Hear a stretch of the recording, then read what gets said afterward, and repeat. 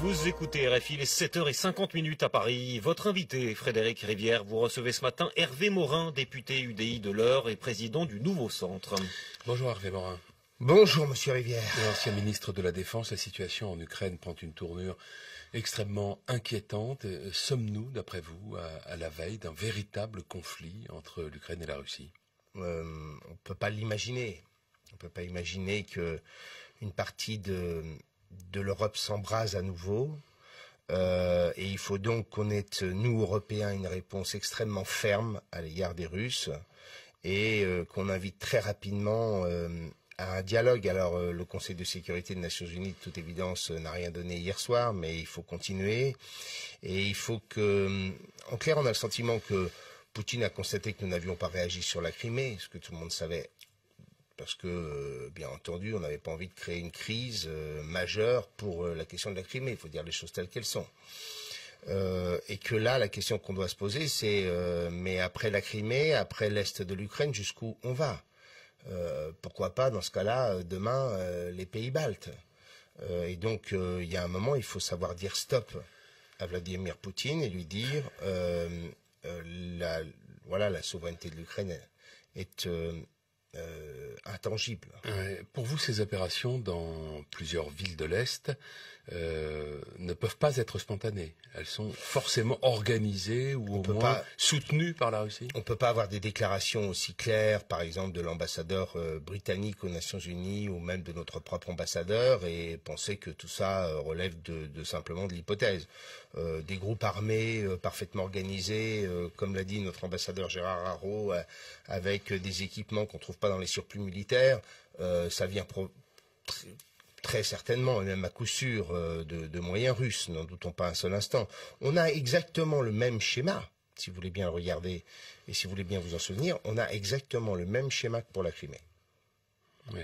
La France, l'Europe, les États-Unis aussi évoquent de nouvelles sanctions si la Russie annexait de nouvelles régions d'Ukraine. Pourtant, on sait aujourd'hui, on l'a vu avec la Crimée, que ce genre de menace laisse Vladimir Poutine totalement de marbre. Oui, parce que nous sommes nous-mêmes en grande situation d'interdépendance avec les Russes, que nous sommes nous-mêmes à la sortie à peine d'une crise économique. Enfin, pour certains pays, oui, pour nous, non. Donc, ce qui veut dire qu'engager des sanctions économiques alors que nous sommes dépendants énergétiquement des Russes, que nous avons une part importante de l'endettement et d'engagement bancaire à l'égard de l'endettement russe, tout ça compte beaucoup. Et donc, les Russes, eux, sont probablement... j'allais dire, plus construits pour supporter des sanctions économiques qui pèsent sur leur économie que nous ne le sommes nous.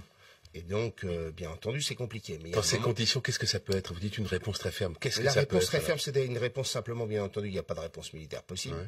Donc ça veut dire que ça ne peut être qu'une réponse économique. Ça peut être qu'une réponse où, très clairement, on prend nos responsabilités, on dit oui, ça suffit. Donc des sanctions, des nouvelles sanctions. Et des vraies sanctions, pas simplement quelques oligarques à qui on décide de geler leurs avoirs. Ouais. L'Europe a soutenu une révolution en Ukraine.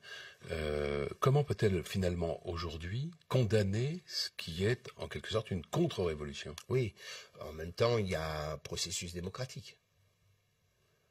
Voilà, disons-le.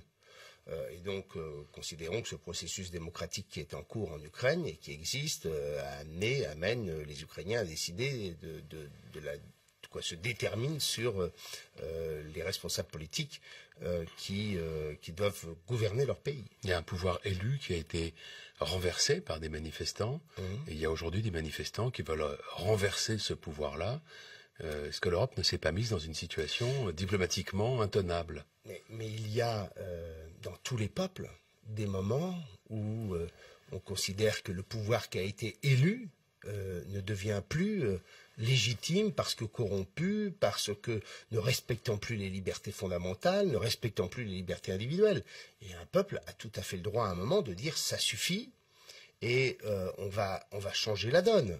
Dieu merci. Je vous rappelle que dans l'histoire, vous pouvez prendre chaque nation, il y a des moments où les peuples décident de considérer que les institutions ne peuvent être la protection de régimes corrompus et de régimes liberticides.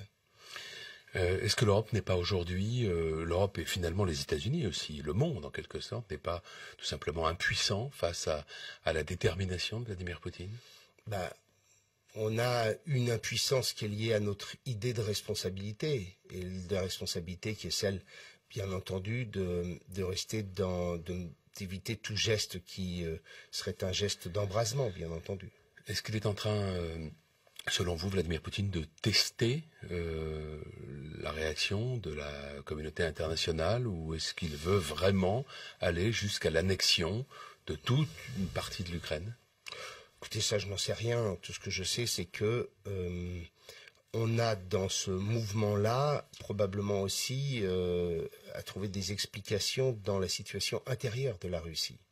Un pays qui va pas bien et qui permet, et des opérations de ce genre permettent sans aucun doute à Poutine de se refaire une popularité à beau compte.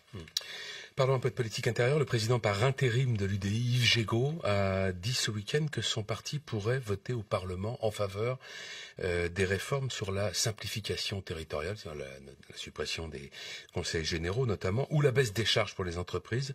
Si, a-t-il dit, le financement est chiffré, est-ce que c'est une position personnelle qu'a exprimée Yves Jégo, ou est-ce qu'il engage le parti? Écoutez, nous n'avons pas eu de débat interne au parti, donc c'est un débat que nous devrions avoir, et un débat aussi que nous devrions avoir dans le groupe parlementaire. Moi, ça ne me choque pas que nous puissions, sur des textes extrêmement précis, apporter notre concours à ce dont la France a besoin.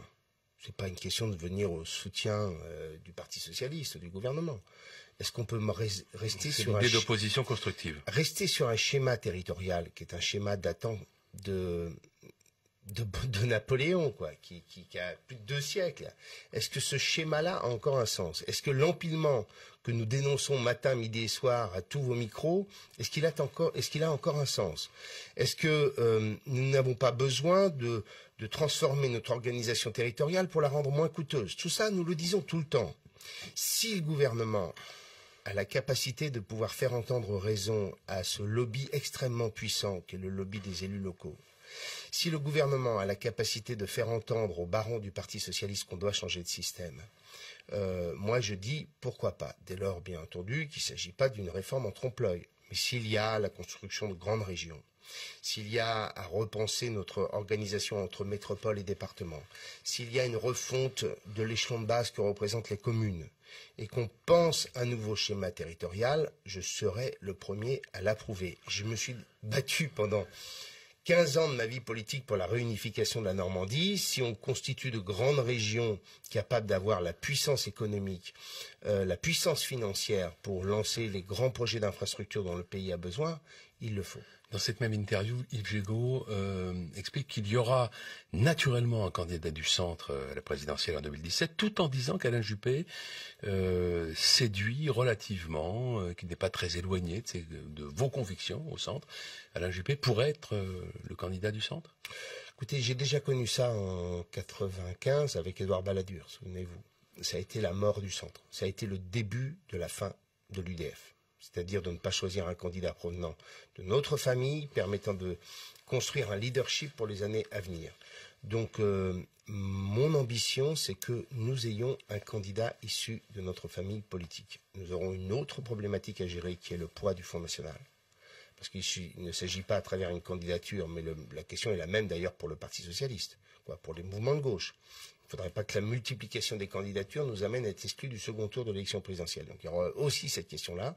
Mais ma volonté, c'est que nous ayons un projet politique avec un homme. Mais on va faire les choses à l'envers. Plutôt que de commencer à penser à quelqu'un, on va bâtir un projet et après, on verra bien comment on fait pour le porter.